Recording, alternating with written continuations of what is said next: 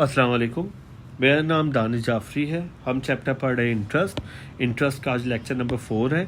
Lecture number 4 में हम compound interest के बारे में पढ़ेंगे कि कंपाउंड इंटरेस्ट क्या होता है और उसको किस तरह कैलकुलेट किया जाता है। Definition of compound interest, it is the simple interest. ये सिंपल इंटरेस्ट ही है, कैलकुलेटेड ऑन डिफरेंट प्रिंसिपल।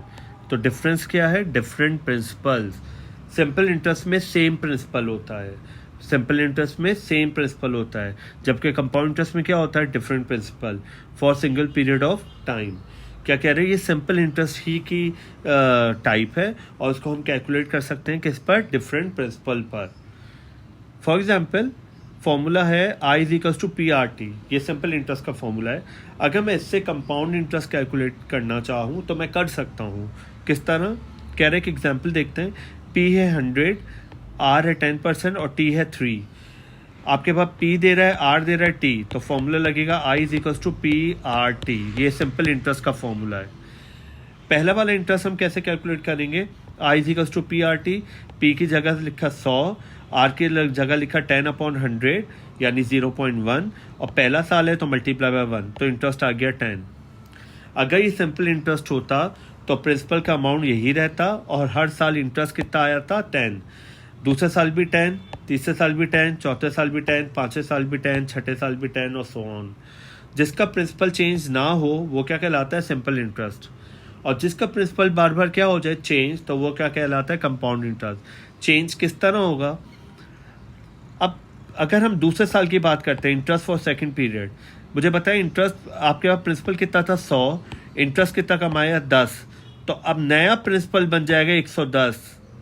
इसका मतलब है कंपाउंड इंटरेस्ट में प्रिंसिपल बार बार क्या होता है? चेंज। पहले क्या था? 100, अब क्या हो गया? 110। तो किस तरह कैलकुलेट करेंगे कि पुराने वाले प्रिंसिपल में पुराना वाला इंटरेस्ट क्या कर लेंगे? ऐड। तो 100 में 10 ऐड कर लें, अब बन गया 110। मैं 110 पे निकालूंगा 10% और एक साल का निकाल रहा हूँ तो आ गया 11। इसका मतलब है पहले साल प्रिंसिपल था 100, अब क्या हो गया? 110। अगर मैं तीसरे साल का निकालना चाहूँ तो अगर कंपाउंड इंटरेस्ट है तो प्रिंसिपल क्या था? 100, कितना इंटरेस्ट निकाला? 10 और फिर कितना इंटरेस्ट निकाला? 11। इन सबको मैं क्या कर लूँगा? ऐड। तो 100, 10, 110 और 110 में 11 ऐड कर लें तो हो जाएगा 121। तो नया प्रिंसिपल बन गया 121। 121 मल्टीप्लाई बाय 10% मल्टीप्लाई बाय 1, क्योंकि एक साल का निकालना है तो आया नया इंटरेस्ट 12.1। तो जिसका प्रिंसिपल बार बार क्या हो? चेंज। जिसका प्रिंसिपल बार बार क्या हो? चेंज, वो क्या कहलाता है? Compound interest. ऑब्वियसली जब कब प्रिंसिपल चेंज होगा तो इंटरेस्ट भी चेंज, प्रिंसिपल चेंज तो इंटरेस्ट भी चेंज, प्रिंसिपल चेंज तो इंटरेस्ट भी चेंज। ये तो मैंने I equals to P R T वाला किया है। लेकिन अगर मैं सम का फॉर्मूला देखूं, सिंपल इंटरेस्ट में क्या था? S equals to P 1 plus R T. अगर मैं सम वाला फॉर्मूला इस्तेमाल करना चाहूँ, ये है सिंपल इंटरेस्ट का, लेकिन इस्तेमाल किस में करना चाहूँ? कंपाउंड इंटरेस्ट, तो हम किस तरह करेंगे? कह रहे हैं similarly we can calculate compound interest of future value with the help of simple interest formula. हम कर सकते हैं। किस तरह? एग्जाम्पल के तौर पे कह रहा है P दे रहा है 100 प्रिंसिपल यानी प्रेजेंट वैल्यू, R दे रहा है 3% यानी 0.03, 3 डिवाइडेड बाई 100 तो 0.03 और टाइम दे रहा है 3 पीरियड यानी 3 सालों का। तो फॉर्मूला क्या है? S is equal to P 1 plus R T. P की जगह लिखा 100, 1 की जगह 1, R की जगह 0.03 और एक साल है तो 1। तो मैंने इनको पहले क्या करा? मल्टीप्लाई, फिर क्या कर दिया? ऐड, और फिर इन दोनों को क्या कर दिया? मल्टीप्लाई, तो आगे 103। अगर हम दूसरे साल का निकालना चाहें तो फॉर्मूला हो गया S2 is equal to S1 1 plus R T. ये जो मैंने सम निकाला यही इधर डल जाएगा। तो 103 1 प्लस 0.03 मल्टीप्लाई 1, क्योंकि एक साल का निकालना है तो पहले मल्टीप्लाई किया फिर ऐड कर दिया, ये आ गया, तो आपके पास आ गया 106। पहले मैंने क्या किया था? 100, तो 100 इधर डाला तो 103 आया, फिर 103 मैंने इधर डाला तो कितना? 106 आया। अब 106 मैं इधर डालूंगा तो देखते हैं 109 आएगा। इसका मतलब यहाँ पे भी सम बार बार अगले फॉर्मूले में क्या होगा? डलता जाएगा। सेम प्रोसीजर पे हल किया तो सम आया 109.27 यानी फ्यूचर वैल्यू यानी कंपाउंड अमाउंट। अब एक बात बताएं, ये तो 3 सालों का था, चलें कैलकुलेट कर लिया। अगर ये 30 सालों का होगा तो क्या मैं इसी तरह कैलकुलेट करूँगा? नहीं, इसका कोई ना कोई फॉर्मूला होना चाहिए। तो हम कंपाउंड इंटरेस्ट का फॉर्मूला पढ़ते हैं। Our method it's simple for small period of time. कह रहा है अगर टाइम पीरियड कम हो तो ये चले, ठीक है, but as the number of time period increases, जैसे number of time period increase होता जाएगा the calculation become more and more complicated. Obviously complications होती जाएंगी क्योंकि आपके पास पीरियड में इजाफा होता जा रहा है। And the procedure became more and more lengthy, और प्रोसीजर भी बहुत लेंदी हो जाएगा, 4-5 पेज तक जाएगा। Therefore, in order to avoid this difficulty, we must have to derive a single formula with the help of return. We can calculate compound amount or future value of in a single step. इसका मतलब है, इस बात की necessity पेश की जाती है कि आपको कंपाउंड इंटरेस्ट या कंपाउंड अमाउंट का क्या होना चाहिए, अब तक उसका इंडिपेंडेंट फॉर्मूला होना चाहिए। वही टर्म्स यूज़ करेंगे हम फॉर्मूला बनाने के लिए कंपाउंड अमाउंट, सम और फ्यूचर वैल्यू के लिए। पी आपके पास क्या है, प्रिंसिपल और प्रेजेंट वैल्यू। एस के आपके पास फ्यूचर वैल्यू, सम और compound amount. Rate of interest को मैं आर भी बोल सकता हूँ और आई भी बोल सकता हूँ, आई भी बोल सकता हूँ और आर, कैपिटल आर भी बोल सकता हूँ। यहाँ पे आई इसलिए कह दिया ताकि आप सिंपल इंटरेस्ट और कंपाउंड इंटरेस्ट में डिफ्रेंशिएट कर सकें कि अगर आई लिखा है तो या तो कंपाउंड इंटरेस्ट है या कुछ और है, लेकिन सिंपल इंटरेस्ट नहीं हो सकता है।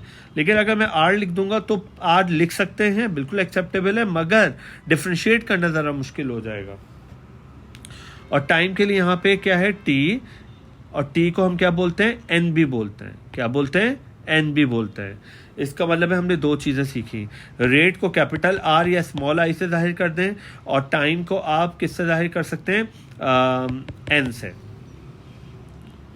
दोनों में फ़र्क ये है कि जो सिंपल इंटरेस्ट होता है उसका टाइम ईयर में होता है, जबकि कंपाउंड इंटरेस्ट में टाइम पीरियड्स में होता है। मतलब बताता हूँ, मैं ये करूँगा, मैं पहला सम निकालने जा रहा हूँ। Formula S is equal to P 1 + RT, ये है सिंपल इंटरेस्ट का फॉर्मूला। आर की जगह मैं लिख दूंगा आई, और टी की जगह मैं लिख दूंगा 1, अगर ये 1 साल का हम फॉर्मूला बना रहे हैं तो आई 1 ज़ा आई, तो S1 आपके पास क्या आ गया, S1 is equal to P 1 + I. Second sum अगर मैं निकालना चाहूँ तो फॉर्मूला क्या है, S2 is equal to S1 1 + RT। R की जगह क्या लिख दूंगा, आई, और टी की जगह 1, तो ये हो जाएगा आई 1 ज़ा आई। तो फॉर्मूला बन गया S2 is equal to S1 1 + I. S1 की जगह S1 का फॉर्मूला डाल दूंगा जो कि था P 1 + आई, P 1 + आई और 1 + आई इसका अपना। यहाँ पे 1 + आई कितने, 2, तो इसकी पावर बना दी 1 + आई की पावर 2। अगर मैं तीसरे साल का फॉर्मूला बनाना चाहूँ तो सम का बनेगा S3 is equal to S2 1 + RT। R की जगह क्या लिख दूंगा, आई, और टी की जगह 1, आई 1 ज़ा आई। ठीक है, अब S2 की जगह मैं डाल दूंगा S2 का फॉर्मूला जो कि ये था। अब मुझे बताए 1 + आई कितने हो गए, 3, 2 और 1, कितने हो गए, 3, तो 1 + आई की पावर क्या हो गई, 3। इसका मतलब ये है कि अगर मैं फॉर्मूला बनाना चाहूँ तो सिंपल क्या है, अब मुझे टाइम पीरियड नहीं पता तो मैं इसकी जगह डाल दूंगा n। क्या डाल दूंगा, n। तो फॉर्मूला बनेगा Sn is equal to P 1 + I की power n, where Sn represent the accumulated amount, sum और future value for n period of time and it is generally denoted by S. Therefore, the above formula becomes S is equals to P 1 + I की power n। ये formula आपको याद रखना है। जो O levels के students हैं उनके लिए उनकी बुक में, जो बुक D3 है, उसमें ये वाला फॉर्मूला दिया हुआ है। बात एक ही है, एक ही जगह क्या है, अमाउंट यानी सम यानी फ्यूचर वैल्यू, P क्या है, प्रिंसिपल, रेट क्या होता है, आर या आई, ऑब्वियसली परसेंटेज हटके क्या आ जाता है 100, और पावर क्या है एन। तो ये और ये फॉर्मूला क्या है, सेम ही है, फर्क कितना है, यहाँ पे R/100 है, यहाँ पे आई है, एक ही बात है। Where A is the total amount, P is the principal, R% is the interest rate per annum, and n is the number of years. Formula देखने के बाद अब आपको ये कुछ रूल्स याद रखने हैं। क्या रूल है, divide the rate of interest I यानी कैपिटल आर या आई by the number for which calculation is to be done and the multiply n with the same number. मतलब अगर है कंपाउंडेड एनुअली तो यहाँ पे n ही होगा और i ही रहेगा. अगर है सेमी एनुअली, इसका मतलब साल में 2 दफ़ा इंटरेस्ट मिलेगा या देंगे, तो इसका मतलब यहाँ पे n हो जाएगा 2n, यानी n हमेशा होगा मल्टीप्लाई और i होगा हमेशा डिवाइड. सेमी एनुअली है तो 2 से मल्टीप्लाई 2 से डिवाइड. क्वार्टरली है तो 4 से मल्टीप्लाई और ये 4 से डिवाइड. मंथली है तो ये 12 से मल्टीप्लाई, ये 12 से डिवाइड. वीकली है तो ये 52 से मल्टीप्लाई, ये 52 से डिवाइड. डेली है तो ये 360 से मल्टीप्लाई और 360 से डिवाइड. और अगर आवरली है तो 8640 से मल्टीप्लाई और 8640 से डिवाइड. तो हमने क्या सीखा? n हमेशा क्या होगा? मल्टीप्लाई, और रेट हमेशा क्या होगा? Divide. Above formula is valid for 7 cases. ये सारे फॉर्मूले किसके लिए? 7 केसेस के लिए वैलिड हैं. लेकिन ये फॉर्मूला किसके लिए वैलिड नहीं है? Which for the rate of interest which is charge continuously, जो कि कंटिन्यूसली अगर चार्ज हो रहे हो तो उसके लिए ये फॉर्मूला नहीं है. तो सिंपल इंटरेस्ट और कंपाउंड इंटरेस्ट में क्या फ़र्क है? सिंपल इंटरेस्ट का प्रिंसिपल क्या रहता है? सेम. जबकि कंपाउंड इंटरेस्ट का प्रिंसिपल क्या होता है? चेंज. सिंपल इंटरेस्ट में सिंपल इंटरेस्ट का वर्ड आता है और कंपाउंड इंटरेस्ट में कंपाउंड इंटरेस्ट का वर्ड आता है. लेकिन मजीद ये वर्ड भी आ सकते हैं: annually, semi annually, quarterly, monthly, weekly, daily या आवरली. ऑब्वियसली कंपाउंड इंटरेस्ट कैसे निकलेगा? S माइनस पी, जो सिंपल इंटरेस्ट वाला ही फॉर्मूला है. Compound interest can be calculated by subtracting present value from the future value. Future value में से अगर मैं प्रेजेंट वैल्यू को निकाल दूं तो कंपाउंड इंटरेस्ट यानी इंटरेस्ट आ जाएगा. अच्छा, ऑब्वियसली लॉजिक क्या होती है? लॉजिक ये होती है जो पैसा कमाया वापस इन्वेस्ट कर दिया. जो पैसा कमाया वापस क्या कर दिया? इन्वेस्ट. अगर आप बार बार इन्वेस्ट करते जा रहे हैं, यानी बार बार आप अपना प्रिंसिपल क्या करते जा रहे हैं? चेंज. तो फॉर्मूला वही वाला लगेगा जो कि अभी हमने पढ़ा है, S = P 1 + I की पावर n. यानी लॉजिक क्या है कि if the profit in the business is reinvested in the business then it is the case of compound interest. ये किसका केस है? कंपाउंड इंटरेस्ट का, जिसका प्रिंसिपल बार बार क्या होता जाएगा? चेंज. और हमारा फॉर्मूला क्या है? S = P 1 + I की पावर n. लेकिन अगर मैं कहता हूँ नहीं, मैं इन्वेस्ट नहीं कर रहा, तो वो फिर सिंपल इंटरेस्ट है. और सिंपल इंटरेस्ट का फॉर्मूला क्या है? S = P 1 + RT. If the profit in the business is not reinvested in the business then it is the case of simple interest. और ऑब्वियसली ये किसका केस है? Simple interest का. तो क्या है? जिसका प्रिंसिपल बार बार चेंज हो वो कंपाउंड इंटरेस्ट, और जिसका प्रिंसिपल बार बार क्या रहे? सेम, तो वो क्या कहलाता है? Simple interest. एक आपके पास याद रखना है, कंपाउंड इंटरेस्ट में एक ऐसा सवाल होता है जिसमें कंपाउंड का वर्ड नहीं आता, लेकिन करते हैं हम कंपाउंड इंटरेस्ट से, तो वो ग्रोथ रिलेटेड सवाल आते हैं. मतलब growth rate is always compounded periodically. हम हमेशा इसको कंपाउंडेड पीरियोडिकली करेंगे. ग्रोथ में भी विद रिस्पेक्ट टू पॉपुलेशन. देखिए, पॉपुलेशन जो होती है वो हर साल क्या होती रहती है? चेंज, बल्कि हर मिनट पे चेंज होती है. तो अगर हम साल के हिसाब से बात करें तो जो पहले साल का जो पॉपुलेशन होगी वो पॉपुलेशन अगले साल की नहीं होगी. तो इसका मतलब है इसका भी प्रिंसिपल बार बार क्या होता जाएगा? चेंज. अगर हम बात करें नंबर ऑफ स्टूडेंट्स की, आज क्लास में है 100 बच्चे, एक महीने बाद होगा 110.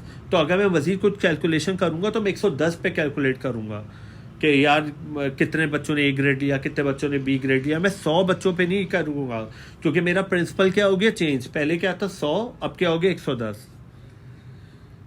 प्रॉफिट भी सेम है कि प्रॉफिट आप जो कमाते वापस बिजनेस में लगाते थे. एक्सपेंडिचर भी सेम होता है कि वो हर साल क्या होते जाते हैं? बढ़ते चले आते हैं. इनकम हो गया या अर्निंग हो गया. अगर इस तरह के सवाल आए, population, income, earning, number of students, expenditures, तो आप समझ जाइए ग्रोथ रिलेटेड सवाल आते हैं. अब सवाल ये पैदा होता है कि अगर हम बात करें with respect to population, growth rate is always positive. Obviously जब पॉपुलेशन की हम बात करें तो ग्रोथ रेट हमेशा क्या होगा? Positive. If the birth rate and the death rate are given then the growth rate can be calculated by using birth rate में से डेथ रेट को क्या कर दूंगा? माइनस, तो ग्रोथ रेट आ जाएगा. लेकिन अगर ग्रोथ रेट पॉजिटिव हो सकती है या नेगेटिव, अगर पॉजिटिव होगी तो अभी हमने देखा है, लेकिन क्या कह रहा है, if the growth rate is positive then future value that is sum is always greater than present value. Obviously अगर ग्रोथ है तो पैदाइश ज़्यादा हो रही है, तो ग्रोथ में आपके पास सम ज़्यादा होगा, किससे, प्रिंसिपल से, और फॉर्मूला यही रहेगा S equals to P 1 + i की पावर n। लेकिन अगर ग्रोथ रेट क्या है, नेगेटिव है, तो इसका मतलब क्या है, S is less than present value.